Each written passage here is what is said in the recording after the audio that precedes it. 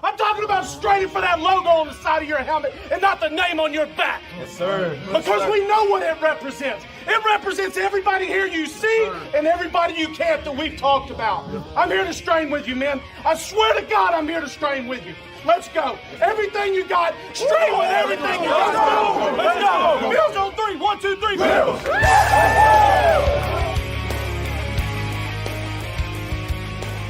You're listening to the Off Tackle with John Fina show with your host, Joe Miller.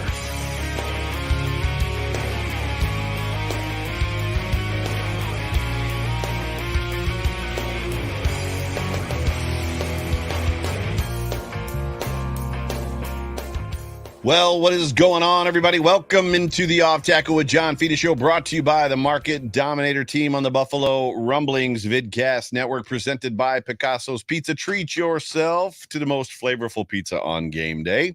Picasso's, we are Buffalo Pizza, shipping local and nationwide, or order online at picassospizza.net. I am the host of this here Off Tackle with John Fina show, coupled with the star of the show, that guy over there, whose name is, in fact, John Fina. At least I've never checked your record, your birth certificate, but that's what you tell me. You tell me your name is John Fina. But John, oh, it was close. It was a half pop. Not bad, not bad.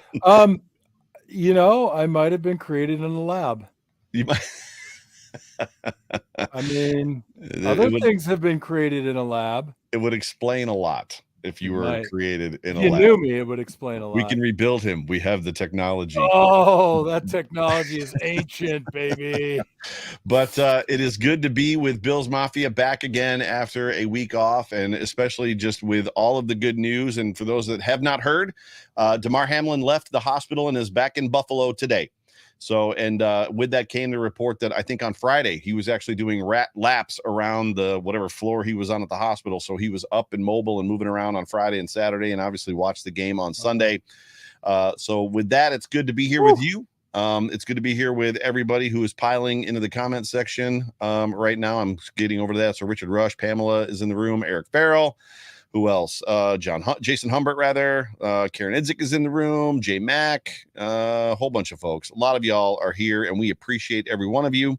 Do me a favor, whatever platform you're watching, including right now on YouTube or listening on, please jump on that like button. Please subscribe. Pop the like button. Pop the like button. And if you are squirrely and you want to ask John a question or give us a comment or something like that, please throw us a super chat. We are Super Chat Live, and we would love to have a conversation with you. But John, Joe, how you feeling? Woo, relieved. Excited about Damar Hamlin's release. Yeah. From the hospital. Yeah. You know, as much as a player, you've been around injury and you've seen guys go down on the field and they get carted off and you get the golf clap, and you've always had the experience of it's going to be okay. Right. That, well, even if it is a career-ending injury, we never saw a life-threatening, life-ending injury circumstance. Right. And it was hard to cope with, especially as a player, former player, to try to put myself into the shoes of, well, everybody on the field, Bengal or Bill or otherwise. Yeah. It kind of lingered. It lingered a lot. Not just I'm thinking about Damar, I'm hoping for Damar, but the pain and the uncertainty and the fear, that everybody must have felt and still might, continue to feel. Yeah. I've worked in healthcare, Joe. We've talked about it a long time. I've seen people code. I've seen various things happen in the operating room and in the emergency department. But there's never the expectation that nothing bad will happen in those circumstances. Right. So it's just incongruous, that those two things came together. So I'm thrilled. When I saw it, I think it was 2:00 Mountain Time, 4:00 Pacific, when they said he was back in Buffalo and released. I was in that like the fifth or sixth wave of relief that just kind of washes over you, and it was incredible. It was incredible. So I know several players, former players that have struggled, that have told me that they're struggling just with the whole entire thing. And obviously the Bills players haven't really shaken it either. Tre'Davious White in his post-game presser on Sunday made the comment that every time he closes his eyes, every time a commercial comes on TV, like even with him knowing that he's okay, he's just reliving that moment. And the moment that strikes everybody, from the information that I have gathered, because if you remember on Monday, he got injured, they cut away, they came back, they cut away, they came back, and that was when everybody was losing it. My understanding is that was the moment they had already taken his shirt off and like cut his pads off, and they were like pounding on his chest, which is what caused the lung damage, trying to restart his heart. Mm-hmm. And that was kind of the moment when everybody was like, what is happening right now? So what they've seen, and what's interesting about the whole entire situation is the way that they shielded all the cameras. That was, to me, profound, important. Pick a word to go here. Outstanding. The fact that, some of them obviously were facing and watching, a lot of them were turned and facing away because they couldn't watch, but they were shielding what was going on from the cameras, from the crowd, because it's just not something I would have wanted to watch it once, let alone watch it again. Well, like I said, I've been in the operating room when people have coded for a surgery not related, to the heart condition or what have you. And it is a profoundly ethereal experience. Like you don't know where to place yourself. You're existing while it's going on, but it's hard to reason it. Although I have to say the people that actually do that work are amazing. Yeah. And then I started thinking about the teams on the sideline. How easy would it be to get sucked into the game and just miss when Damar Hamlin falls, or the next guy, or the last guy, because you're sucked into this incredible environment. Right. With those healthcare professionals, at the end of every play, they got to be looking at the offensive, defensive line, quarterback, where the play ends. I mean, they have to have eyes on like hawks. Yeah. And it was just incredible choreography of healthcare professionals that saved Damar's life, and Damar saving his own life too. Right. And it's incredible when you think it, like they've talked, over the week about how they practice this. They practice at the beginning of the year. They run drills, I guess is what you would call it. That, and like when getting to the stadium, asking where certain devices are and certain things are. And what's funny about all of that is what you said, that this wasn't supposed to happen there. And even with saying that this wasn't supposed to happen there, like these two things aren't ever supposed to meet, no matter how much we've seen a guy break his leg, a guy get knocked unconscious, a guy fall to the ground, and all the players like freaking out and telling like the training staff to come because he's out like a light. You just always are waiting for the thumbs up. You're always waiting for the I'm good. You're always waiting for the whatever it is, and it's expected. And you almost, where I'm going with this is, you almost become numb to it. Right. It's just like, oh, that sucks. I hope it's not one of my guys, one of my team guys. Right. I hope he's going to be okay. I'm sure he will. Like you said, rarely is it a career ending injury. I'm thinking of like Napoleon Kaufman, I think was the Raider who was standing up, and that might have been back when you were playing, and got bent straight over and like folded his leg in the completely wrong direction, and it ended his career. You just don't see that very often. And a great kid, by the way. He ate like 6 lobster tails and 3 fillets on his Arizona visit. I was like, he's like this tall. I mean, to me, and I couldn't believe where he put it all away. I was like, Napoleon, holy cow. That's funny. What a great kid. Yeah. Mind like a steel trap, that Joe Miller. That's funny that I picked the reference that without even like this is not scripted, that we did not script this part of the show. And you knew that guy. But like for me, the numbness of it, like, yeah. It's a school fire drill, right? It's like, yeah. Whatever. Schools don't catch on fire. And then the school catches on fire, and they operated perfectly. Like they maneuvered, moved, and everything happened the way that it needed to happen. Because if you lose 30 seconds in that, you might lose the man. Right. And if you're interested, Joe, I heard recently on a news report that it's at the high school level, but below in youth athletics, there are not AEDs at every competition. And I'm sure you know that, and our listeners know that as well. And if you go on Twitter and you find Mark Maddox at the Help One Foundation, or maybe on Facebook, I'm considering Mark's doing a Bills game watch with one of the Tempe Bills backers clubs, and they're going to raise money to purchase AEDs for athletic groups. So, very good. That's awesome. That's a great cause. That's it. So help One Foundation on Twitter. I think that's his handle. And I know he's on Facebook. Mark Maddox, Buffalo Bill, does a lot of great things, raising money for the needy, mostly meals. Yeah. But in this case, it's for AEDs.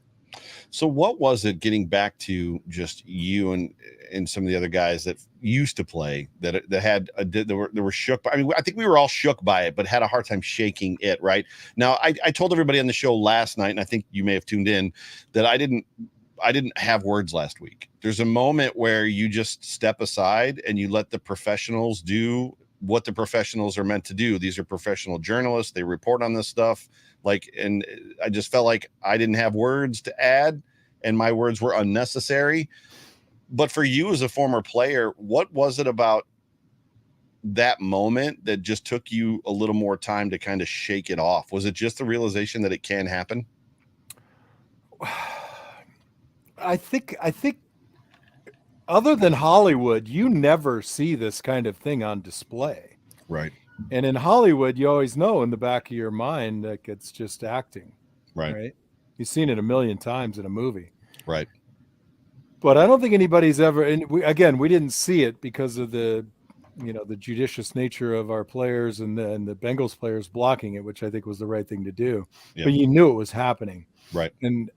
And whether you were a player or not, to think that you're seeing this in real time, I think that's what got everybody, is you were experiencing it in real time. And in the lingering effect, I think also comes with, even in healthcare, I saw it a few times, but every time I did see it, it was a little like, yeah, I don't ever want to see that again. Right. So, and then as a player, you can always put yourself back. That could happen to me at any moment. Yeah. Now, the truth is, and I think it's still conjecture about what exactly happened. Was it commodio cordis? Did he have a pre-existing condition? Everything at this point in time, until they tell us exactly what the condition was, is all conjecture. That's right. And that's science, right? You got a big funnel, and we're just trying to chisel everything down and say, not that, not that, not that, until it gets smaller and smaller. Right. Until we know exactly what it was. And I think that unknown aspect of it too. I mean, in my opinion, and again, you were talking about, why did you disappear from social media? I also did.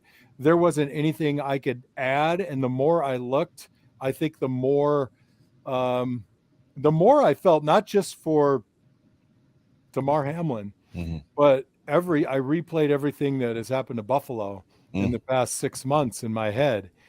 Going back to that awful, horrendous, horrific, vile event at Tops, to Kim Pagula, and then the winter storm and the house and the injuries, and culminating, hopefully, and this is the last one, for the love of God, could this be the last one, Damar Hamlin?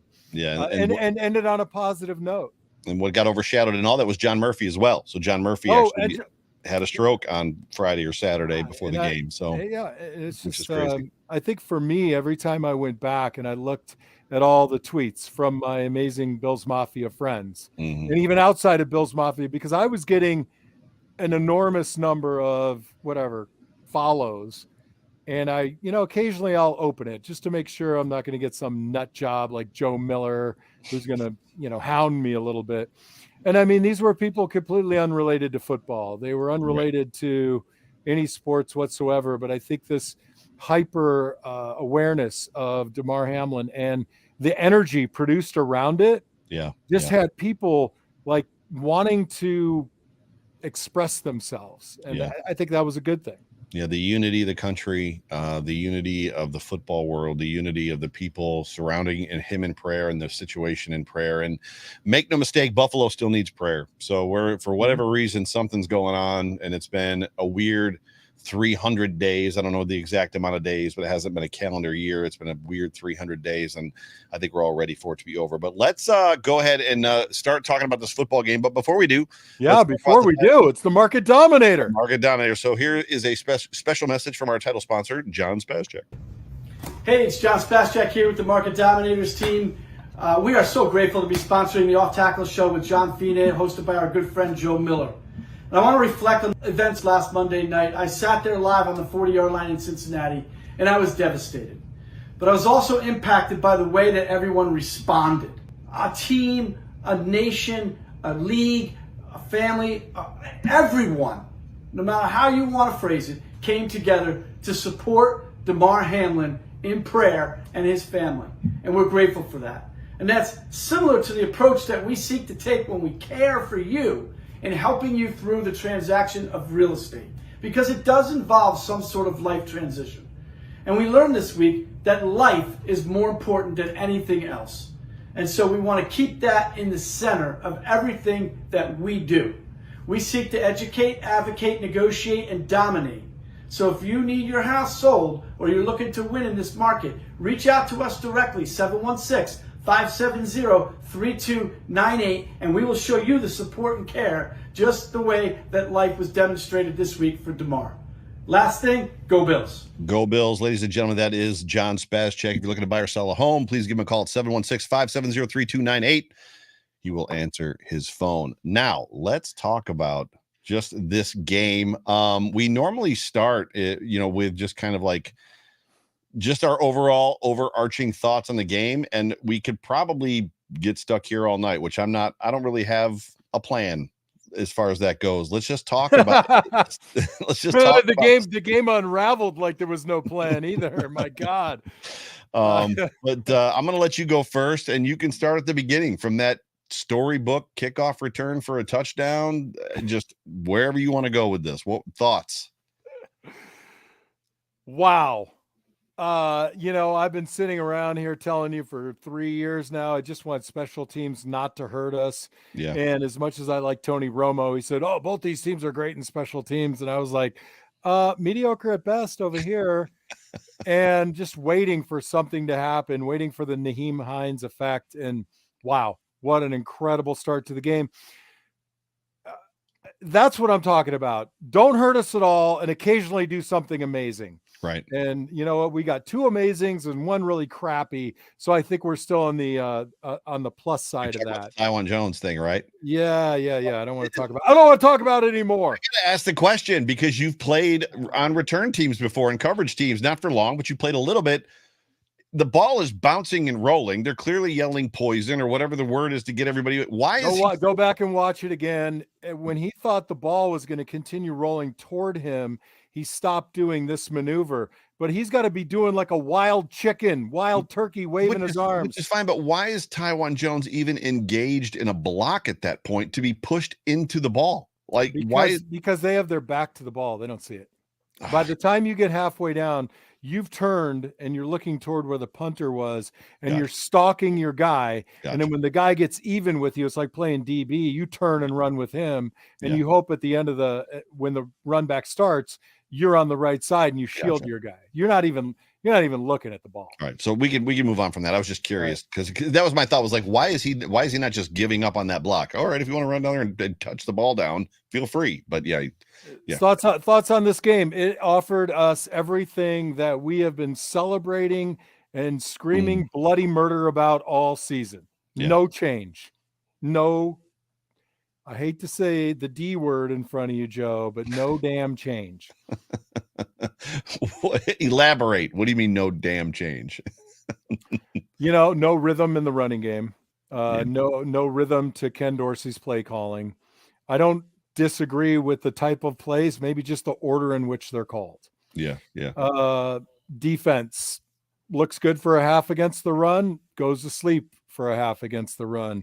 We're going to play soft coverage. You hate it. I hate it.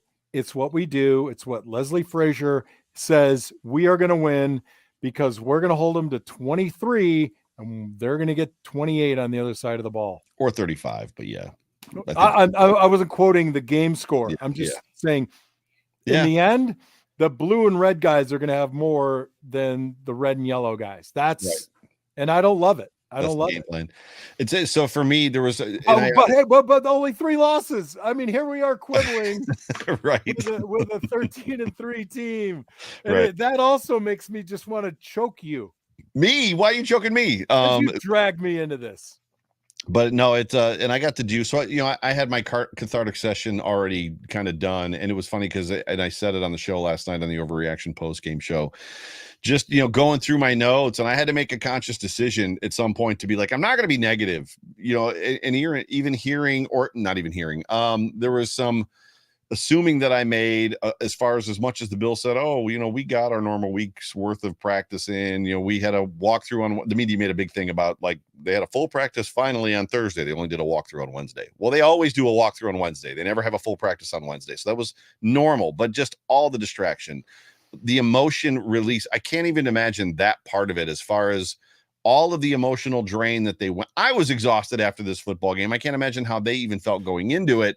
And then you hear today, so like, I don't know how much of the coverage you've caught today, that they basically didn't practice last week. Yeah. They weren't into the game plan. They were completely it was almost like somebody had a wedding on Thursday. The reception was 2 days long and they got together on Sunday to play a football game. I went to that wedding in Spain.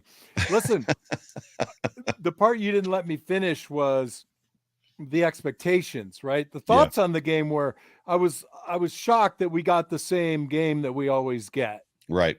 But, given the circumstances, because I was like, these guys could come out flattered and flat, or it's going to be 65-7. Right. I didn't expect it to look like a normal game. Yeah, it was wild to me, and Pamela's, I think, talking about it right now in the comments section. At one point, the Patriots had 3 touchdown drives, and on those drives, Mac Jones was 17 of 17. And it's funny because you think about that stat, you think about it's being Mac Jones, and Mac Jones has been wildly bad this year, and Matt Patricia has been worse. You want to talk about Ken Dorsey and some of the challenges we have. Matt Patricia has been a joke of an offensive coordinator this year, and Mac has been horrible. I mean, they wanted to replace him with Bailey Zappi for goodness sakes. Mm-hmm. And at the end of the day, John, you could have put, you back there, and how wide open his wide receivers were. He was literally just playing pitch and catch with guys like, oh, that guy's open. Oh, that guy's open. Oh, that guy's open. Like, I don't even know that it was because of the off coverage. I don't know what the problem was outside of I think there was just too much going on. So the fact that we got out of that there was some drifting in the secondary. I thought guys weren't closing like they should, reading the keys. Right. There was a play where I looked at Marlowe and I was like, well, why are you sitting out there in the middle flat when there's no other threat? You could have been closing down on, I don't know if it was Bourne or whomever. I'll say this, they did try some strikes down the sideline and they were successful a little bit. They weren't successful against Trey White in the middle of the field on a long ball. They went after Kaiir Elam after what I thought was kind of a ticky-tack hold, and he fared very well. And then he gives up a touchdown on what you argue is an underthrown back shoulder ball, but Kaiir Elam was a step ahead of the receiver. Yeah. And whether that's right or wrong, because I ain't no DB and I don't coach it, kid looks good, right? So, and look, it's the way they're going to do it. We bring blitz, and we are not terribly successful. We get burned. Yeah. So we sit back and we say, we're going to bore you to death. Yeah. And that is what Leslie Frazier is going to do. And look at him on the sideline. It fits his personality. He's not a guy who's running around waving and screaming. He looks like a scientist, he's like, it's Novocaine. He's like, I'm just pushing the Novocaine. Right. And eventually you're going to make a mistake. And you're right about Mac Jones. He was solid. He was on. I don't think he was on as much as it was just there. It doesn't matter. Guys drop balls. Hey, guys drop balls, right? And he's an NFL quarterback for a reason. I think they could have played Nathan Peterman in that football game. And in the first 2.5 quarters, I think Nathan Peterman would have had similar stats to Mac Jones. And then the Bills defense did begin to do some things and kind of get him off balance and get the team. And obviously the 3 interceptions were big. They came up big once again. I mean, this team, they overcome. They're resilient. And I don't know how much we can even begin to ask them to overcome. I said on the show last night that if they get bounced in the playoffs, to me, with everything that's happened this year and what they've gone through, this season is a victory. Like, good job. 13-3 with what you went through. Great job.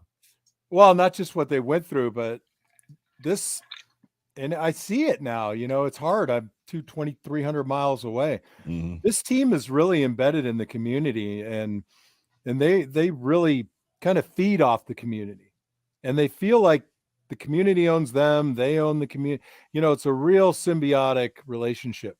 Yeah. And it's not just the injuries on the field. It's all the things that happen in Buffalo. And that's a lot. That is a lot to take, for somebody who's a mere mortal like you.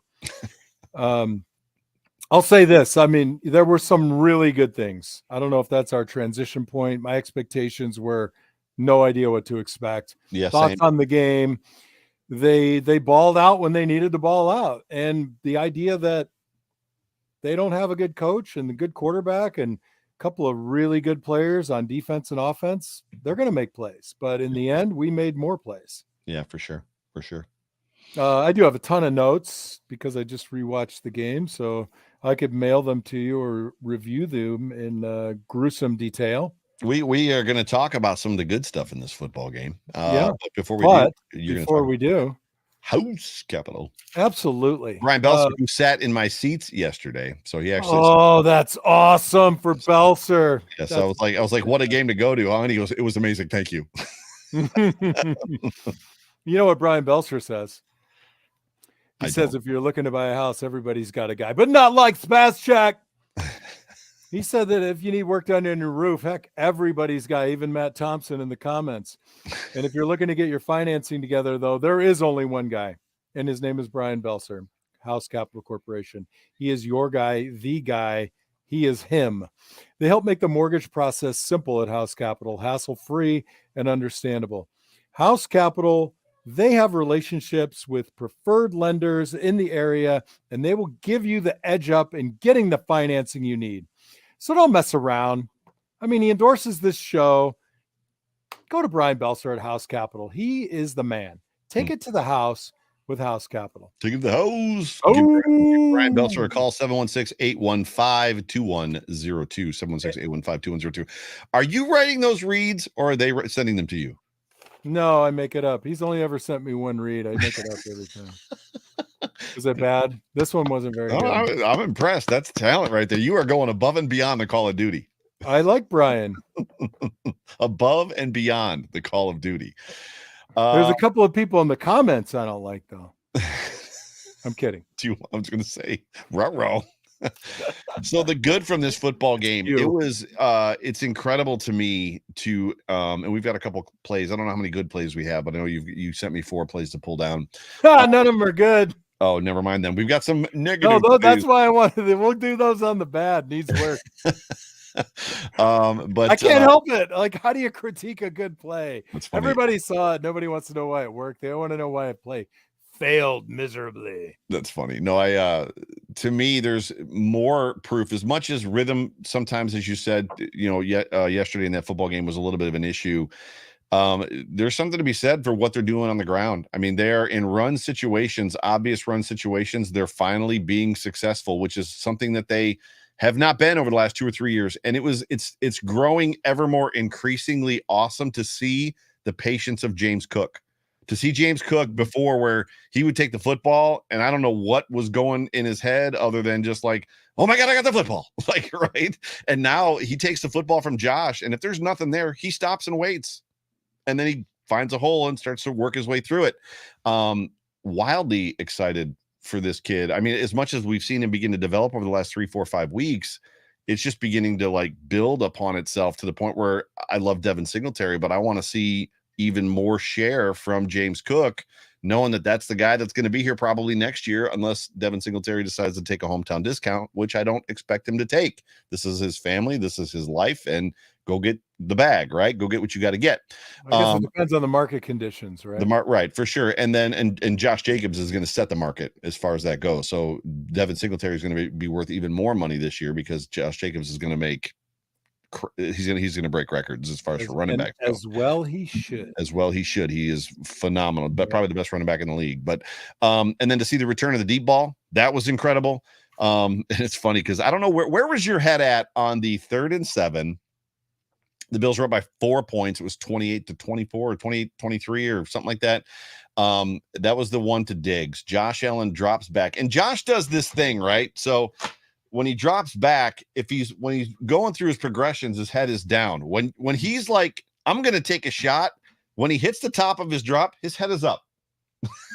And as soon as his head is up, I start going, no, like it's 3rd and 7. What we need to do is continue this drive, get at least 3 points. Like, you don't need to chuck a ball 60 yards downfield in this moment. And then as soon as he lets it go, I yell, why at the television? Why? Like, why right now? Why do it right now? And then Diggs just runs under it. And it's like probably the throw and catch of the year for the Buffalo Bills. So, then it's the whole no, yes moment once again. But it was incredible to see just Josh he had another one that Gabe Davis dropped. He put that ball right in the bucket and Davis dropped it. So he could have had another freaking long ball. So there was a lot of good in this football game. It was great to see Tremaine with a pick. It was great to see Trey with a pick. It was great to see Matt Milano get a pick. The Trey and the Matt Milano ones were wildly important. I mean, they were in the end zone. You're really excited because you haven't let me speak for like 90 seconds. Yeah, there was even longer. You're rabid right now. I apologize. There was a lot of good stuff, man. So I'll let you. So the floor is yours. Oh man. Well, I look a little bit deeper than that. Oh, deeper. You look deeper. Yeah, I do. There are moments where I would agree with you, as much as it pains me to do so. But yes, both the running backs, I'm really happy with what they're doing right now. Yeah. I really am. And to be doing it under the circumstances that they're doing it. You got me? Yep. Yeah. Okay. And I'll tell you, when I was looking at that, both of the big plays came after some really nice confidence building plays from Josh, right? Mm-hmm. So the smoke TD came after a really great read and a great move and some just electrification from Khalil Shakir. Right. Next play, boom. Or no, next game, McKenzie drop, but smoke on the TD. And then you go back, McKenzie makes a drop, right? And you're like, come on. And it's right after the chop block. McKenzie made the catch. Yeah, McKenzie made the catch. Air quotes chop block. Yeah, that was a rough call, but that was not a penalty. That was all about the angle. Yeah. That's the problem. Yeah. So you get the chop block. McKenzie makes a great catch and a great move. 13. Yep. It's just this buoyed feeling, right? Mm-hmm. And then as much as a lot of people want to blame the offensive line, because I see a lot of that, a lot of the pressure didn't come from the offensive line. Mm. So Josh makes his own magic a lot of times. He leaves the pocket either early or he doesn't account. There was one play in particular I think we're going to look at that play, but there are so many instances in our offense where we're asking people to do things that they're just not great at. Right. And we either do it knowing they're not going to be great at it or with some expectation that they're going to get better. And I don't know which it is. Yeah. And a lot of that is blocking. What else was good? I agree with you. The takeaways, unbelievable. Mm-hmm. I thought the secondary, despite playing soft, played pretty damn well. I mean, they kept everything in front of them. The long balls were all contested, even though one was a touchdown. Poyer got lost a little bit on the first touchdown by Parker. Yeah, he was. Yeah, totally got spun around.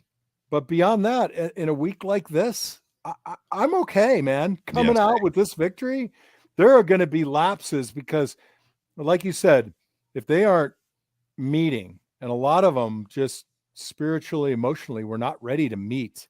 Right. And even if you're in there, that replay of Damar Hamlin being resuscitated on the field, you can't shake that in 3 days. No. You can't shake that in 4 days. Now, him getting out of the hospital, beating the Patriots, expunging that whole thing, I think this is the week we potentially see everything fire on all cylinders. So two things. So I want to start with what you're talking about as far as just going through the week and the emotions and kind of being distracted, because being in ministry for 15 years, full-time ministry, vocational ministry as an executive pastor, chief of staff, a lot of times my job was the temperament or just what's the temperature of the staff. And, ministry is hard. There's nothing easy about it. A term that we use a lot is ministry is messy, because you're dealing with people. And not only are you dealing with people, but there's also really no off time. You can get called to the hospital at 11 o'clock at night, 2 o'clock in the morning, Friday, Saturday. As much as people think that, like, oh, you're a pastor, you golf 6 days a week and you go to church on Sunday. That's literally not what it is. And I'm going not if you're doing it right. Right. Not if you're doing it right. Now, when you look at specific coaches that have a very personal, humane culture, right, is the term that I want to use. So Marv was always accused of being Club Marv, right? That it was player friendly. You guys were a very tight knit group, and he was more managing maybe some of the personalities. When you look at McDermott and the way that he's coaching, it's a family feel as well. There's more of a family feel there. And I can tell you just from listening to some of the press conferences, and they, I think Josh said they spent a lot of time praying. I heard one of the other players say it. Literally, they've only got so many hours they can be together. So my takeaway from that is they're in a team room, right, with the group, as far as like, whatever the position group is, and whatever it is they're trying to talk about for the game on Sunday is probably not going well, right? And I don't mean like they're fighting. It's just like, and it probably turns into why don't we just pray for Damar? And like literally they spend whatever time they're supposed to be spending game planning, going over stuff, whatever, being conscious about, putting their thoughts and prayers in their minds on Damar in that moment. So I completely get it. It totally makes sense. I've been in those moments, not specifically to this one, but similar to situations like this where it's all I can do and I can't do anything else but this. So to see them come through this game the way they did, to the blocking piece, I was thinking about this. It was this morning. I didn't even think about it yesterday, or would have mentioned it. Do you remember Uche in the first meeting a couple weeks ago? Yeah. Destroyed this offensive line. Yeah. Uche destroyed them, and he was invisible. I think I heard his name called once. So there was definitely some adjustment that was made, because Judon got loose once or twice. But that Uche kid, last game, I was like, I'm nervous to play him whenever we play him, because he's a talent, and sometimes though that talent disappears. Guys tend to take plays off or games off occasionally. He's young, so Judon might get in his ear a little bit. Right. I'll say this: one of the things that I look at and I continue to look at are the tackles' footwork, and frankly, I don't know. If they're being coached or they're watching somebody else or they're dialed in more, but both tackles' footwork is improving considerably. You've been, I don't want to use the word critical. You've been highly aware of their. Yeah, because it works for Dion, and he's a terrific football player. And every tackle gives up a sack or a pressure or what have you, and he doesn't give it up on an inordinate number. So I don't have an issue with the guy's success rate, but the type of person, and me, I'm there's a little, type A lurking inside of me that when I see it, I'm just like, oh, and I coach my older son, and now I'm coaching my younger son. Right. And I'm like, this is how it's done. You either do it this way or you're a failure. Right. No, it's not quite that rough, but you get the idea. That's funny. Yeah, a little anal retentive as it pertains to certain techniques and the way that the position is supposed to be played. Yeah. It's funny too, because I don't overly see it, and there's times I watch for it, but it's probably first step, second step, which we've talked about on the show before with you. I'll tell you what we'll do when I come back to Buffalo. You and I will sit in front of the TV. We'll open up a bottle of bourbon. All right. We'll eat some wings. And we'll watch a game the way I watch it, which may not be that much different than the way you do. But I'll tell you where my eyes go immediately, right? And how I watch the game. Yeah, but that'd be awesome. Man, we're circling the drain, or we're geniuses, but I don't know what's next. What do you mean? What's next? I don't know, man. It's great. I'm having fun. Why don't we do the Q42 read, and then we'll talk about some of the work that's possibly needed. We'll hit a couple videos, and then we'll get on to the next game. Okay, playoffs. but before Single I do the elimination tournament. Did you see my barbecuing this weekend with the Orion cooker? Insane. But what I did was I got 3 racks of ribs and I coated them in the Q42 barbecue rub. And oh my God, it was incredible. And that Orion cooker is amazing. But listen, let's just keep it simple, right? Q42 barbecue sauce is made in Buffalo. It's celebrated at every tailgate. Once you try Q42's award-winning sauces and rubs, you'll understand the difference that using real ingredients can make. Save 33% when you go to QUE42BBQ.com and hammer in or type in or gently peck the keys. That coupon code, all capitals, Fina Show. Gotta love it, man. I gotta tell you, I love it. I can't get enough of it. My wife pulls the jar of Carolina Gold out of the fridge and says, "This is my favorite barbecue sauce." I'm like, "Are you just saying that because they sponsor our show?" She goes, "No, this is my favorite barbecue sauce." All right. True story. And even though Iman never watches our show and he's looking for somebody bigger to sponsor now, I know, I get it. It's fair. We're small time. Listen, my son Roman doesn't even like mustard. And last night we're cutting up these 3 racks of ribs and I got, the red Q42 over here. And Roman says, are we out of the Carolina? I'm like, no, it's in the fridge. And the kid who doesn't even like mustard's like all over the Carolina. It's great stuff. It's great stuff, Joe. Yeah. So Pete pays you a compliment here. Pete says, "This is the first time I've seen John Fina in almost 30 years. Looks slim." Hey, who is that? Cameras can be deceiving. He's actually about 425. That's not Paul Russell, is it? It's not Pete. Russell. No, I know a guy named Pete I haven't seen in about 30 years. The reason that he looks slim is because he's wearing a schmedium. No, I'm wearing a schmedium, but I always like to tease Joe.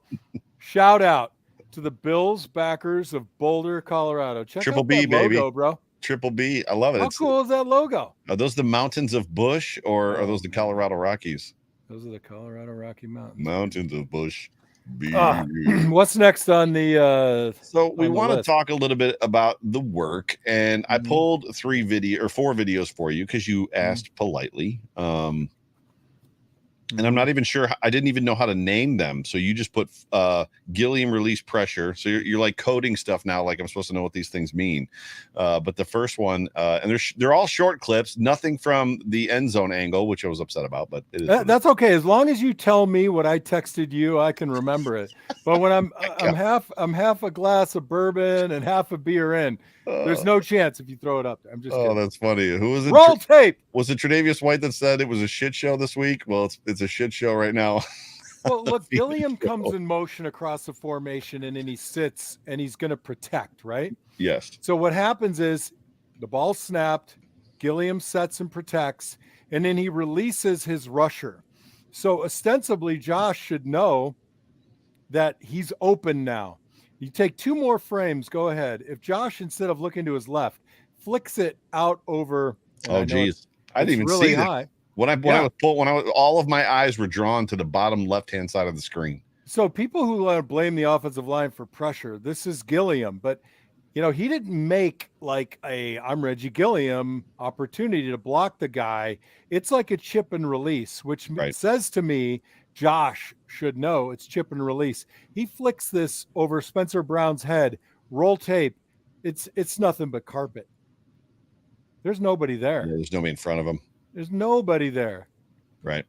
So again, not the offensive line's fault, but just a curious kind of, hey, why are we doing this when the other guy doesn't know? So this is a design play, right? This is this a read and react an option that Gilliam has, or is this literally what the play is supposed to be? Lets him go, or did he miss his block and he's out there like, okay, I missed my block, I'm open. Well, it's a bit of both. He went after Spencer's guy first and then bounced out to the other guy, but Josh has to know when your tight end or your H is in solid protection. Right. The question is who is he looking at? It doesn't look that there doesn't appear to be a receiver down on the bottom side of the screen. So he's got to be looking at Dawson, right? No, there is a guy at the bottom.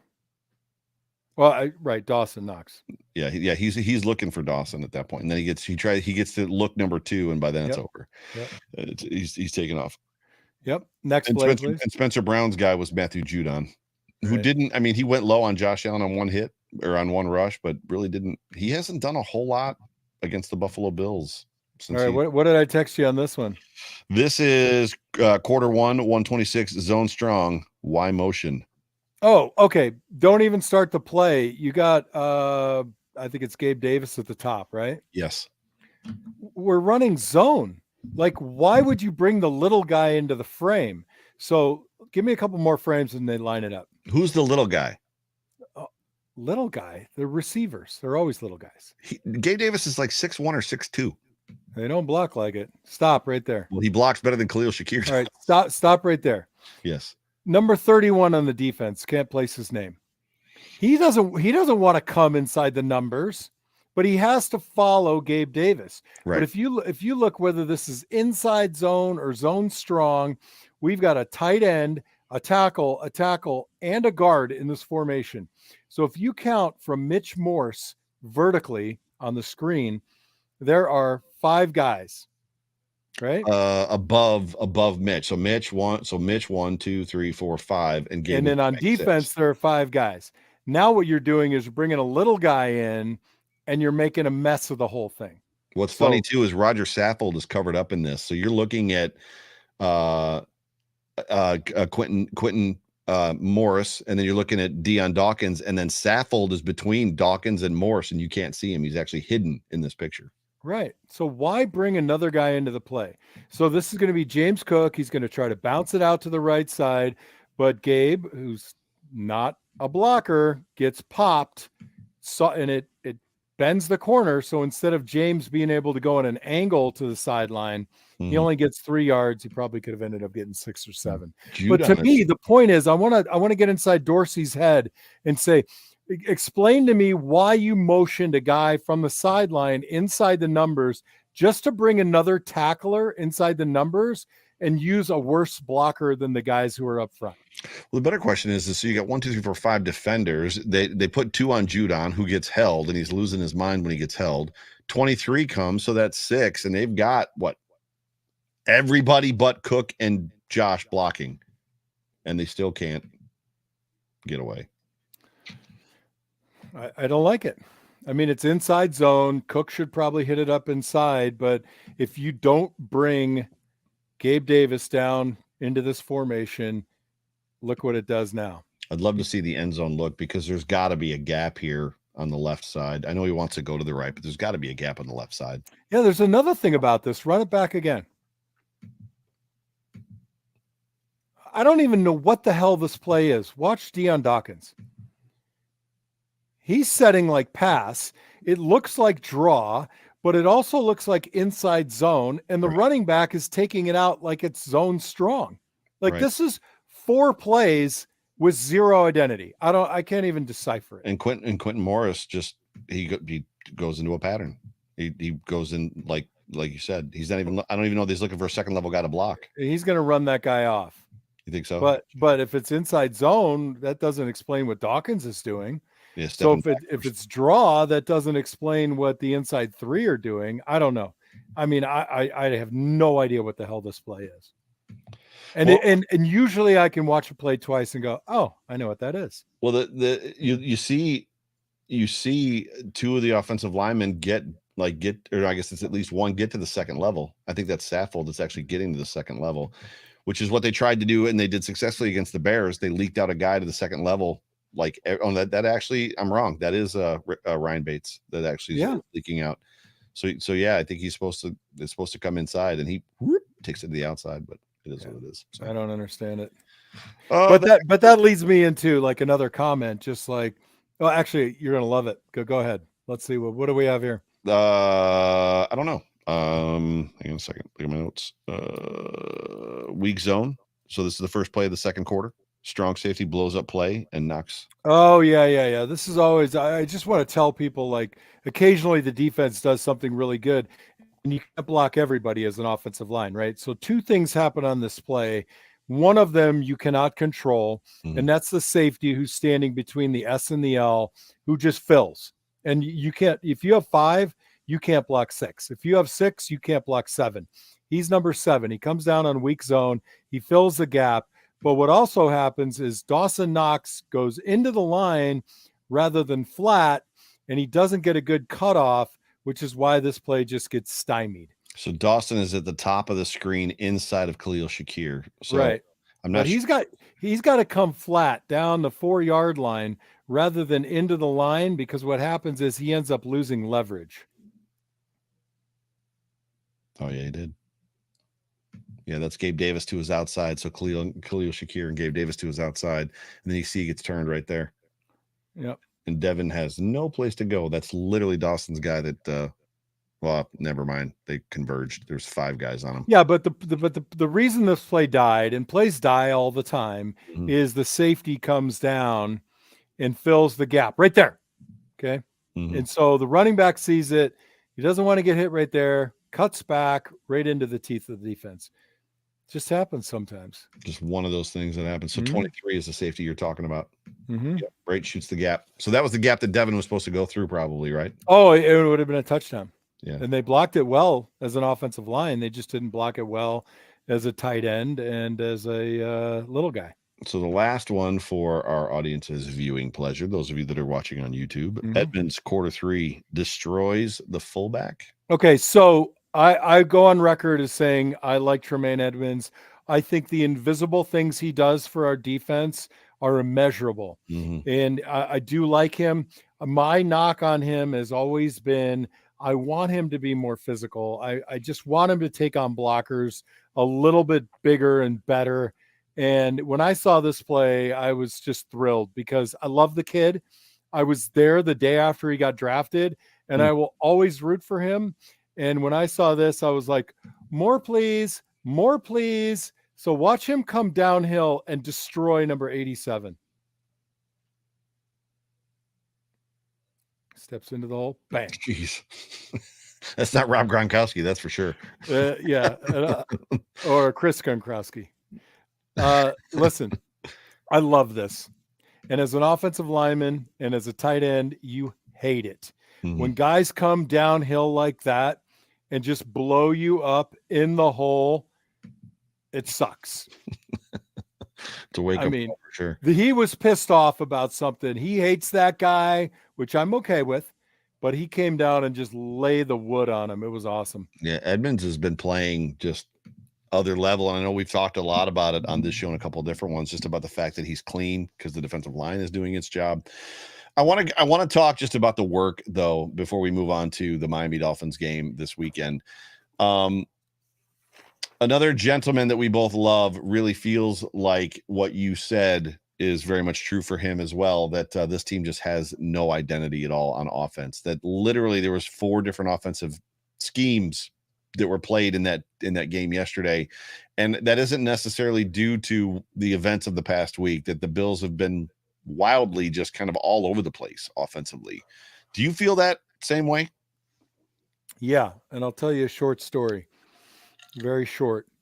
We got the ball either on a turnover or on a long play inside the 10-yard line, and we ran 3 pass plays and then ended up missing a chip shot field goal. And I came off the field screaming bloody murder, and then it got caught on film. And in the special teams meeting, the special teams coach, Bruce DeHaven, thought I was pissed at the kicker. And he started berating me, and Bruce and I got into a kind of a how's your father fight. And I wasn't mad that Steve Christie missed the kick. I was pissed off because we had an opportunity to run the ball into the end zone and just diminish emotionally the defense we were playing, and we didn't take it. Are you aware that on the offense's first drive of the game, there were no runs? And on the offensive third drive of the game, there were no runs, and both of them ended in punts. I was not. I do know that there was one occasion on a drive where they drove the field.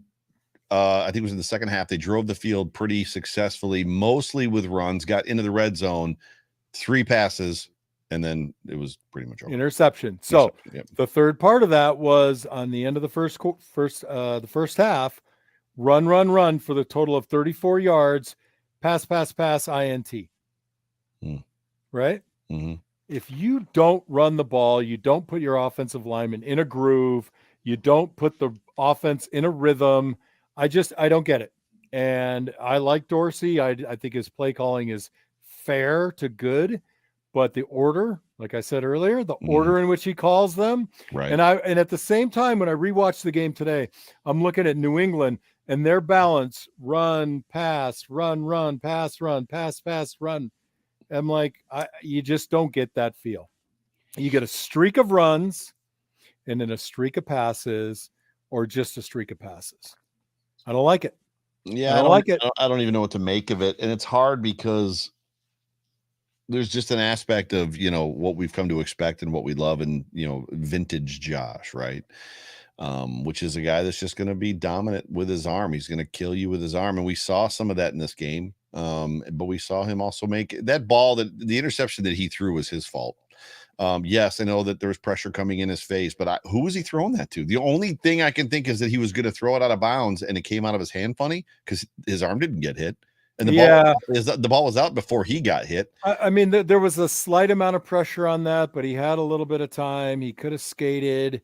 Yeah. It was just bad all the way around. I think he was probably – look, I don't believe that Josh Allen wants every play to be a pass either. And I'll tell you another thing. I looked in their third quarter, we ran Josh on a design keeper to the left side. And I was like, why? Why are you running that play right now? Your running backs are running the ball well. You've got two young – Singletary's still a young running back. Give them the damn ball when they're having success. You didn't see New England stop giving the ball to Stevenson. They gave it to him more. Right. Yeah. What's interesting as well is and I'm wondering how many of the plays are, I know it's not a traditional RPO, I know what a run pass option is, but I know when they're at the line, depending on what the defense is showing them, Josh is the option to run or pass, right? So I wonder how many of those. It's funny because they throw so much. I wonder how many times he's looking at the defense and he's like, oh, pass is the option here. So he makes the option to change the play, whatever he's going to do to move them into a pass. When I just can't, even as I sit here right now and think about it for the first time, I don't believe the defenses are like, we want to make this kid throw on us. That doesn't seem like what teams would want to do. But I totally agree with you, Joe. I hate agreeing with you because it makes for a super boring show. People are flying off. They're logging off right now, but you're absolutely right. And by the way, sometimes you just got to run the damn ball. Right. Even if, they have a guy who's a half a yard inside the numbers and a guy who's at 12 instead of 15 at depth as a safety. Oh, we got to run the pass play. No, sometimes you just got to, they don't do that in Tennessee with the big guy. Right. They just feed the monster. Yeah, but they also don't have Josh Allen. Ryan Tannehill's not Josh Allen. He's never going to be. We can have both. Josh Allen. We can have both. We have two running backs who will produce, who we should groom a little bit more and feed a little bit more. Yeah. Give them the rolled oats. Put some honey on it, man. It's possible. Let's wrap this show up and talk about just this game against the Miami Dolphins. Wait. Last comment. All right, go back. Yep. Get the ball to Diggs. We talked about this yesterday. Yeah. Get the ball. Force the ball to Diggs a little bit. Get that guy open. Get him fed. And emotionally, he's going to buoy the team. And with yardage, he's going to demean the defense. There's something about defenders. They don't want Stephon Diggs to catch the ball because he's hilarious. Everything he does after he catches the ball is designed to humiliate safeties. And he does such a beautiful job of it. Yeah, I want to kill him and hug him at the same time. I'm reminded of, I believe it was the first year he was here. It was a Miami Dolphins game. I had been pining for a long time that we need a number one wide receiver. That was back before you and I had even met. I just started doing my show. And literally people back then thought Robert Foster could be a number one wide receiver. That's how weird it had gotten in Buffalo. But in the Dolphins game, he jumps up and he high points a ball from Xavier Howard, who is one of the best corners in the league, and he lands on his back and he's got the ball in his hand and you can tell he's chirping at him. And all I can picture him saying to Xavier is, did I catch that? I think I caught that. Did I catch that? You didn't catch that, right? That's awesome. Just chirping at him, give it like, I got the ball. You see, I've got the ball, right? And he does that all the time. He's constantly smiling and laughing. And even if he's like putting his shoulder to somebody to hit them and kind of punish them for it. He vanishes for way too long of stretches in games. I agree, and that's why they got to game plan him in. Yeah, I don't know what it is. Sure they bracket him. Sure they double cover him. Sure they're doing whatever they got to do to keep him out of the game. But yeah, I agree. But the New England ran a play in the game, and I went back and watched it a couple times, and they just wanted to get 4 yards. They ended up getting 6, and it was just a beautiful little motion play with the tight end Hunter Henry out, like a split position. He runs them both off. The receiver breaks. I think it was Bourne, and Elam is caught between a rock and a hard place. And it's just a beautiful little play. Yeah. Like we could design little, duos to run off the ball, break a guy out, give him the chance to hold the ball, turn and face the defender, and make a move. Yeah, and Pamela actually brings up a point that I was thinking about earlier that I forgot to mention. Josh was very safe in this game running the football. He did not put himself in harm's way. He did not take any big hits. He was running out of bounds, which I thought was interesting, that it's like, oh, this kid's actually thinking about the playoffs right now. Yeah, no. And I also having the lead at the time, there was no reason to invigorate everybody. And to Pam's credit, or to Pam's point, Josh recognized that. Yeah. This is a point in the game where I don't have to give the Herculean effort. Right. For sure. So let's just talk real quick and then we'll get out of here just about this football game coming up on Sunday. As of right now, there are no expectations on who's going to play quarterback. So it could be, and I forget his name, somebody in the comment section will know, the guy that played this weekend. Josh Allen? No, for the Dolphins. Teddy Bridgewater has a hurt finger. There's the possibility that he could play. Tua is still in concussion protocol. Mike McDaniel said that he is not willing to comment. Everybody's obviously hoping to get him back. The line from Vegas, the spread, 10 points, 9 points, kind of says that Tua is probably not playing in this football game. Skylar Thompson. So thank you, Troy. But yes, to that point, I don't know what to expect. I don't know. The Dolphins played us well. They literally could not muster any offense at all against the Jets. Like, really nothing. Like, Skylar Thompson couldn't just drop back and throw the ball as hard as he could and wait for Hill to run under it. Like, they do have Sauce Gardner, who, by the way, he could undress you in a hot second and have you in a new suit without a penalty being called. Two people. He's not going to address Waddle and Hill at the same time. I'm just playing. Yeah, gotcha. They called Elam, man. Sauce would have had that guy in and out of 3 different outfits. Right. The good news is it's going to be good news. It's going to be like 27 degrees in Buffalo on Sunday. So that's the good news. And there's no GoFundMe to get me into the game. Well, I can't help you out for that. So McKenna's really upset that I'm going with Dad, and she's not going to get to watch the game with me. So she was actually crying earlier. She needs to do her chores. And by the way, those tears, that's all drama. That she's faking that. But what do you see? Third matchup. So you can probably speak to playing a team for the third time in the playoffs. It happened during your career several times. I can think of the AFC Championship game in Miami, where the Buffalo Bills had to go on the road the whole way. What is that like when you've played a team or you're about to play a team for the third? There's no surprises. You're not doing anything they don't know you're going to do, and they're not doing anything you don't know, right? Yeah, I agree. I will say this, and it's the same thing I say to every kid I've ever coached in football. When it's my turn, at the end of practice, they're like, the head coach gives his speech and says, "Coaches, you got anything?" And I always say the same thing: who wins the game? And the kids they're perplexed. I don't know who wins the game. The team that makes the fewest mistakes. Right. The better you know your opponent, the more dialed in on everything you have to be. Right. And that comes especially with Waddle and Tyreek Hill, your coverages. You better be where you need to be. Yeah. That's it. And honestly, Joe, we didn't go over it in the work.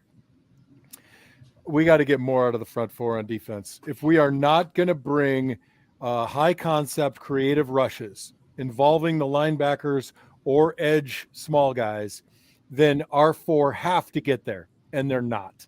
You could say Rousseau got one. It was a scramble. He had great effort. He was going to be there anyway, or I would have been super pissed. But we need pressure, and we're not getting pressure.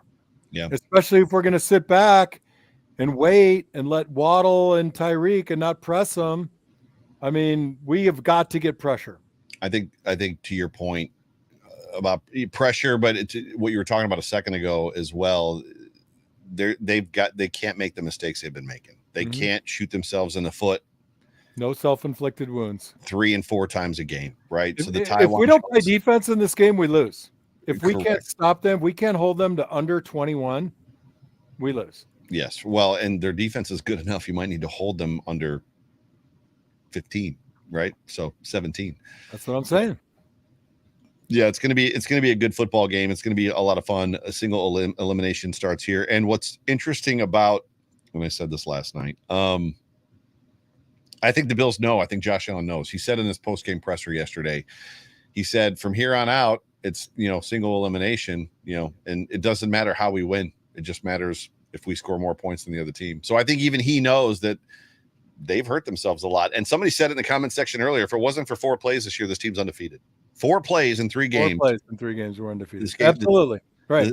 And it's also a nod in the other direction, Joe. 3 losses under 8 points. This team finds a way to win. And we as fans, as alumni, just we have a show because we want to go deeper than that. Right. And it's not that we're disappointed. It's not that we think the team is mediocre. This is a great football team. But I'm just as they are. Yeah. I'm looking what I would do, what I would be thinking about as a player. And that's how I try to approach the show, is through my eyes. What do I need to get better on? Yeah. That's why I talk about footwork. Like, nobody wants to hear me talk about Deion Dawkins' footwork, but it matters to me. And every step, every inch, every assignment is going to matter from tomorrow morning, Wednesday morning, Wednesday, all the way to Sunday. Yeah, for sure. Well, ladies and gentlemen, you have been tuned into the Off Tackle with John Fina show, brought to you by the Market Dominator team on the Buffalo Rumblings Vidcast Network. My name is Joe Miller. That over there is John Fina. You can find me on Twitter at Joe Miller Wired. You can find that guy at John Fina. Please follow him. He's a lot of fun. He does interact and all of that good stuff. John, any final thoughts before I get us out of here? Damar Hamlin is alive and thriving. And if you believe in God, thank God. If you don't, thank medical or both. And it's an amazing turn of events. Yeah, it's incredible. And all of Buffalo should embrace that. Be good, be kind, pass on goodwill, and make our community, of which I'm a member, even though I'm in the sunshine. I'm actually going to play something real quick, if I can find it. Yeah, if you can find it. But what I was saying is, what a blessed week we've had starting out most tragically. Yeah. So yesterday, they told Sean McDermott, I played this on the show last night. They told Sean McDermott about Damar Hamlin sending his teammates, the defensive backs, a text that just said, "I'm sorry that I was such a distraction this week, blah, blah, blah, blah, blah." And coach addressed it, and this is what he said. So let's see if I can pull this up. The other comment or question about Damar, Damar should in no way, shape, or form feel bad or apologize for him putting his teammates through this. I think we would all agree that God's hand is in this and has been in it from the first moment. And I think, and I should say this, when you watch how at times divided we can be as a country and a world, I think the thing we all recognized this week was when people can put love first and people first and come together, how powerful this country and this world can be for the good, and the amount of love that people can have for one another. And maybe it took a sporting event for that to happen, but I think that's a great example to all of us, and we should continue with that moving forward. Coach of the year, man.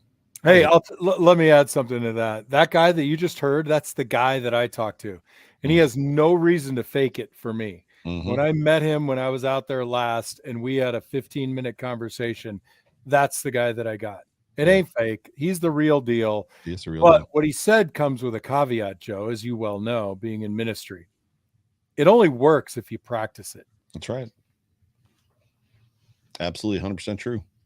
And I think he does. I think we saw it this past week, which has been incredible. So Not him. I mean, everybody. You know what I mean? yeah, if we all practice it, but it has to start with a leader. And that goes back to what you were saying, just as far as, it being real. That's right.